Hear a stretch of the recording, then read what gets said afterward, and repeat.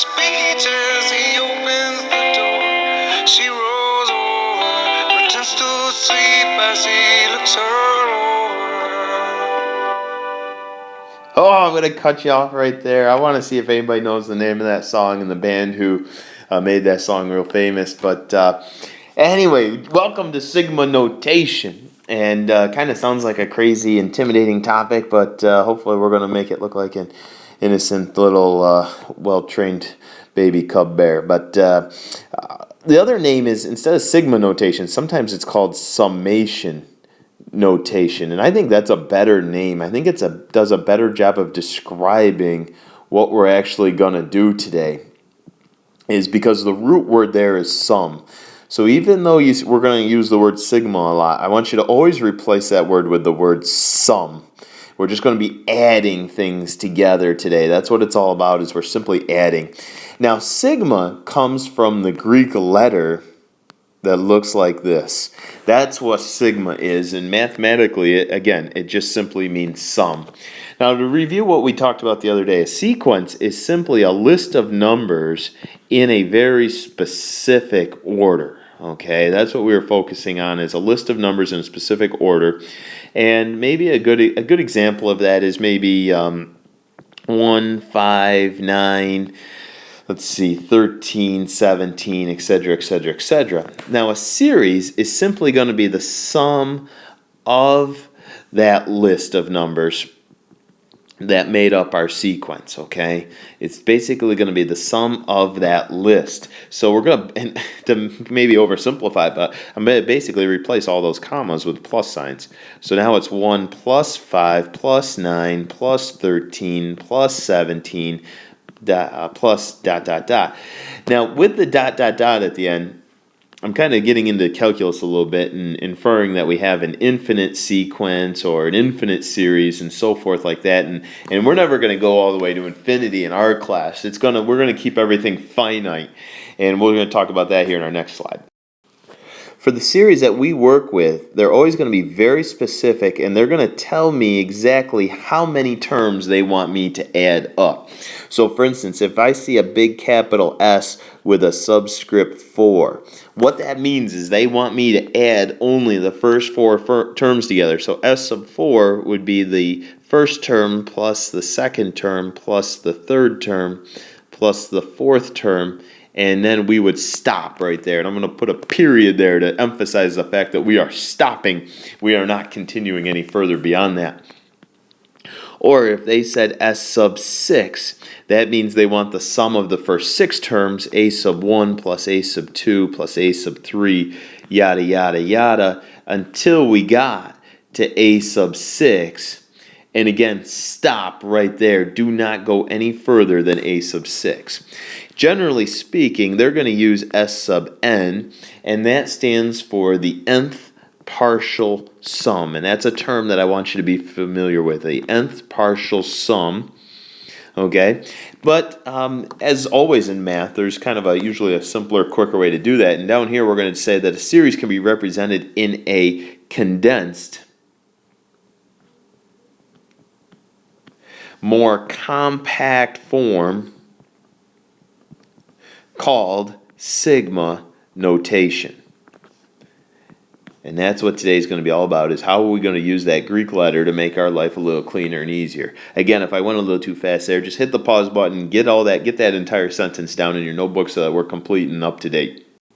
All right, time to jump into a few examples, and I'm guessing the first couple sigmas that you attempt to write are going to be rather crazy looking. At least mine were when I first started to write them. But anyway, here's what our first problem looks like. It says, I want you to start with n equals 1 and work your way up until you hit n equals 4. And you're going to substitute them into 3n. All right, first of all, how is this read? Okay, how do you pronounce this? How do you read it? I want everybody in the class to be on the same page and pronounce this the exact same. This is, we say, the summation. Okay, the summation from 1 to 4. From 1 to 4 of the quantity 3n. Okay, that's how we're going to pronounce this when we work in our groups, just so we're all reading it the same way, pronouncing it the same way. Basically, what we're going to do is we're going to substitute a 1 in for the n. Okay? And then we're going to work our way up in increments of 1. Okay, so our next n value is going to be a 2. Our next n value is going to be a 3, and then our final n value is going to be a 4. And the reason that I'm stopping at 4 is because that was the number up here on top of the sigma. Now all I got to do is just kind of add all these up. Let's see, that's a 3 plus a 6 plus a 9 plus a 12, a 9, 18. How about a 30? Okay. Hopefully I did that right in my head. You can laugh at me tomorrow if I screwed that up. But just to review kind of what we went over here, the n equals 1 is my starting value. The n equals 4 is my last value or my ending value, and I just work my way up in increments of 1. Sometimes I like to use the terminology that this is the floor. This is the ceiling that we're using, and we're going to start on the floor, climb up to the ceiling in increments of 1, and we're just going to continuously substitute those values in for n as we go along and just continue to add them up. And that's what we've got. We've got ourselves a series. Okay, our next example, I want to emphasize we don't always have to use n's. Sometimes we can use k's. So we have the summation from 1 to 5 of the quantity k squared plus 2. All right. So again, we're going to substitute a 1 in for the k. I'm going to say 1 squared plus 2. And then I'm going to work my way up in increments of 1. So now I'm going to substitute a 2 in for k. Now I'm going to substitute a 3 in for k. Now I'm going to substitute a 4 in for k. And then last but not least, I'm going to substitute a 5 in for k. Notice the square didn't change, the plus 2 didn't change, only the value of k changes. If we clean this up a little bit, my first term's 3, my second term's a 6, my third term's an 11, my fourth term's an 18, and my fifth term there is a 27. Add those all up, I think I've got a 65. Hopefully you agree with that.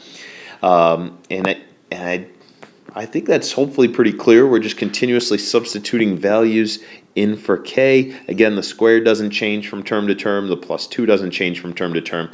Now, interestingly enough, I want you to compare that to what appears to be a very similar looking series, okay? What if you took a quiz here and I gave you this? Would you assume that it's the same as the last problem? It's the summation from k equals 1 until 5 of k squared plus 2. Notice I did not put parentheses around the quantity k squared plus 2. Okay, so here's the rule. Here's the rule. If you do not see parentheses, such as this problem, you are to assume that there are only parentheses around the first term. Okay, so what's going to happen here in this one is we would substitute the 1 for k, then you'd substitute a 2 for k, substitute a 3 for k, substitute a 4 for k, substitute a 5 for k, and then at the end of all of that, you would throw a plus 2 at the end. So that plus 2 here became this plus 2 at the end. Notice I did not add 2 along the way, and that's going to totally change the value that I get when I'm all done. So make sure you pay attention to whether there is or is not parentheses around the quantity. Okay, our third example is the summation from n equals 2 until 4 of the quantity n squared times x to the n. Now the key here is we are substituting numbers in for n only. Okay, whoops, not capital N, lowercase n. In for n only, okay? We're not substituting anything in for x. X is going to stay in x. So on the first term, I'm going to substitute a 2 in for n, and I get something that looks like that. Plus the next term, I'm going to substitute a 3 in for n. And then for that last term, I'm going to substitute a 4 in for the n values. Again, let's see, I got to get a 4 in there. I wrote n instead. The x's are staying x's. Now, if we clean this up a little bit, we're going to get 4x squared plus 9x cubed plus 16x to the fourth. And believe it or not, that's my final answer this time because these are not like terms. I cannot combine these three terms at all. I just leave them as a trinomial, and that's my final answer to that summation problem. Okay, our fourth example, we're going to say it's the summation of from m equals 1 till 4 of the quantity. Check this out. Negative 1 to the m plus 1 times the quantity m squared plus 2m. All right, now, because this is the multiplication right there, you can safely assume that this entire thing is one term. All right, so we are doing the summation of the entire thing. First thing I'm going to do is I'm going to substitute a 1 in for every single m that I see. So I've got, let's see, negative 1 raised to the 1 plus 1 power, and then I've got 1 squared plus 2 times 1. Boy, how about a boatload of parentheses there? And then I'm going to substitute a 2 in for every single m. So I've got negative 1 to the 2 plus 1 power times 2 squared plus 2 times a 2. Again, a boatload, just a boatload of parentheses. Now we're going to substitute a 3 in there. We got 3 plus 1, 3 squared plus 2 times a 3. Is that enough parentheses? Nope, I need one more. Okay, and then we've got negative 1 to the 4 plus 1 power. Then we've got 4 squared plus 2 times a 4. All right, I'm going to encourage you to try to clean this one up on your own, then come back and see if you got the same answer I did, and hopefully we agree. All right, time to see if we got the same answer. Now, let's see. Now that turns into a 2, and when you square a negative 1, you actually get a positive 1. And then all of that, 1 plus 2 is 3. 3 times positive 1. I got a 3 for that first term. Okay, I'm going to switch colors here. Now, negative 1 to the third power is a negative 1. And then inside the parentheses here, it looks like I got a 4 plus a 4. That's 8. 8 times negative 1. I got a negative 8 for that second term. All right, moving on to the third term. Negative 1 to the fourth power is just a positive 1. Inside here, 9 plus 6 is 15. 15 times 1 is 15. It's simple as that. And then last but not least, negative 1 to the fifth power is negative 1. 16 plus 8 is going to be 24. So I think I've got negative 24. And if I combine these four terms, let's see. Negative 5 plus 15 is 10. 10 minus 24. How about a negative 14? I'm getting a negative 14 for my total sum. Hopefully you agree. Hopefully you got the same thing. Now after doing that last one by hand, your hands or your brain's probably fried, and I'm gonna show you kind of a shortcut on the calculator here. Now what I'm gonna do is I'm gonna do the updated version first, and I'm gonna tell you your life is gonna be significantly easier if you have the updated TI-84. If you have the TI-83, I'm gonna show you how to do it one time, and then you're on your own. Okay. But anyway, here's our fifth example. Let's say we want the summation from k equals 2 until 7 of the quantity 2k plus 2. All right, so here's what you're going to do with your calculator. First thing you're going to do is you're going to hit alpha, and then you're going to hit F2. Okay, now that F2 is right up here. You can barely see it. Whoops, let me switch my pen color here. The F2 is right here on your calculator. All right, that's the menu. And once you hit the alpha F2, you should get a menu that looks like this. And on that menu, I bet you can guess which one we're going after today. Yeah, you got it. Number 2. We want to hit number 2. That's got our sigma sign. Once you hit number 2, you then should get your calculator screen should look like this. All right. And what you're going to do is, the first thing you're going to do is you're going to hit the X button. The calculator automatically moves you over. You can type in your 2. Now, the calculator did not automatically move you after you hit your 2. So then you have to hit your right arrow. And now it automatically pushes you up here where you hit your 7. And then you can hit your right arrow. And then you can type in your 2x plus 2. Now, I know the problem used k's, okay? But that's okay. On the calculator, we're going to use x's as a replacement for the k's. Once you hit enter, you should get 66. Okay, so here goes. If you wanted to do the exact same problem we just did on the TI-83 without, the version that can't be updated, here's your one shot, and it's a little more confusing, but I think you can pick this up. The first thing you're going to do is you're going to hit second, and then the stat menu, which is actually going to, once you hit second stat, it's going to take you to the list menu. Okay, you want to arrow over so you see the math option, and we want choice number 5 there that says sum. Once you hit number 5, your calculator screen should have sum and then an opening parenthesis. As soon as you get that, we're going to hit second list again.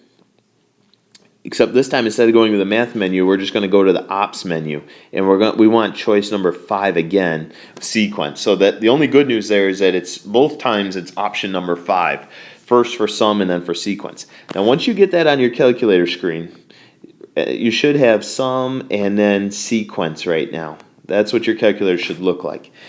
Now you've got 5. Let's see. Yes, 5 arguments that you have to type in. Number 1. Let me see if I can blow this picture up a little bit. Whoops, I guess.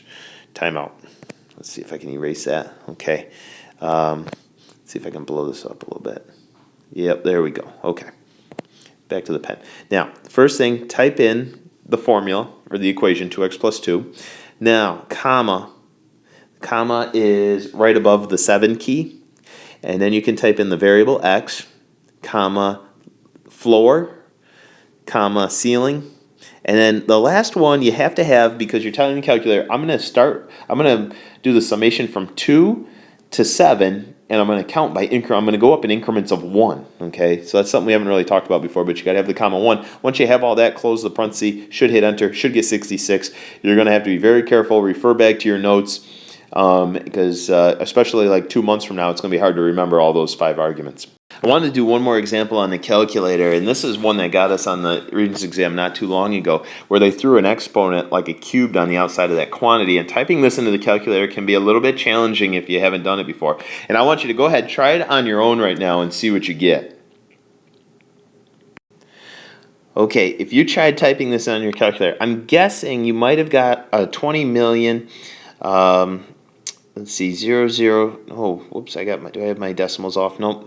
That's 2,000,376. Okay, if you got that 2 million number, we did it wrong, okay? And that's what I'm guessing a lot of you did if you tried it on your own. We should be getting, the correct answer is 46,872. And I'm going to bring up a picture to show you exactly what your calculator screen should look like if you use the appropriate parentheses. Okay, here's the picture I wanted to show you, and what's got to happen here is we've got to include this entire quantity in its own set of special parentheses. So the calculator is going to give you that first one, and then what you've got to do is you have to manually type in that second opening parenthesis, get everything in there. Okay, get your cube in there and then close it. So there's got to be 2 sets of opening parentheses, 2 sets of closing parentheses in order to get this one right. And that's something we're going to have to practice a little bit. All right, we're going to go back and we're going to finish today's lesson similarly to the one we had yesterday when we were trying to write. Do you remember when we had to write the explicit formula for the nth term? We had to identify the pattern ourselves and come up with a formula. This is very, very similar. We're just going to throw a sigma in front of it. And they want me to kind of work backwards compared to the last couple we did and write our own sigma notation to represent the sum of this sequence, assuming that we went all the way to the first 28 terms. So what we're going to do to keep things friendly, we're usually going to start with n equals 1, and then they want me to go all the way up to 28. So I've got my floor and my ceiling. The trick is what goes here. The first term's n equals 1, the second term's n equals 2, the third term's n equals 3, and so on. And of course, the question becomes, for instance, how do I turn that 3 into a 9? Or how do I turn this 4 into a 12? This is a real easy one. We're going to simply multiply the value of n by 3 to give us those terms. And then, like we said, we throw the sigma in there, add them up 1 through 28, and that's what our answer would look like if we wanted to express this series in sigma notation. All right, now this next one is about 800 times harder than the last one. But the reason I want to do this, there's a few special things I wanted to point out. Now, as we go to start this, just like we said in the last one, let's assume we start with 1 and we go all the way to 35. You don't have to start with 1, but I think it's going to make your job a lot easier. The next thing I want you to notice is that these signs are alternating. Okay, which means we're going to sprinkle in a -1 to the nth power in there. Anytime we have an alternating signs, we're going to have -1 to the nth power in our general formula. The other thing I want now, from here on out, it's like I said, it's an extremely challenging problem. Now, a week from now, after we talk about something called a geometric series, you'll be able to come back to this problem and make it look pretty easy. So but I'm going to just kind of cut to the chase. I'm going to propose that we use 3 times 2 to the n minus 1 power. And now you're wondering, where in the world did that come from? I don't want you to sweat about it. But what I do want you to do is to confirm that it does indeed work, okay? For instance, if I substituted a 3 into my formula, would it produce a negative 12? Okay, I'll say that again. If I substitute a 3 into my formula here, will it produce that negative 12? Okay, 2 raised to the second power is 4. 4 times the 3 is 12. And 12 times negative 1 is indeed negative 12. So I'm saying yes, it did produce it. You could also plug a 4 into my formula to see if it produced a 24. You could plug in or substitute a 5 into my formula to see if it produced a negative 48, etc., etc. But that's what I wanted you to see here. I wanted to make sure that you started with n equals 1. You put the 35 on top. And I wanted to talk about the need for that negative 1 to the nth power because it was an alternating series. Okay, now for our very last example of the night. There's something here that I think is pretty easy, and then there's something that's pretty hard. We're going to assume that we start with n equals 1 again. What's missing here is the ceiling. Compared to the last couple of problems where they said, you know, we want to use the first 28 terms or the first 35 terms, they never told me how many terms to use. But the good news is, I think we can get the formula pretty easy, okay? Do you see the pattern? Do you see the pattern? For instance, if you look at this bear right here, all you got to do is multiply the value of n by 7. And I think that same rule will work over here. So I'm going to say that it's just 7n.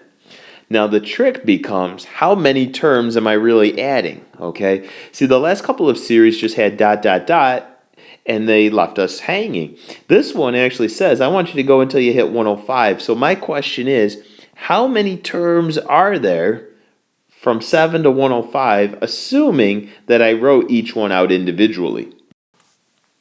Or in other words, what we're trying to say is, what is the value of n by the time I get to 105? What term number is that? Okay, and perhaps maybe it would help us if we wrote this question out and really organized our thoughts. Okay, by the time you get to 105, what term number is that? What term number is the 105? Okay, in other words, is it the 10th term? Is it the 12th term? Is it the 15th term?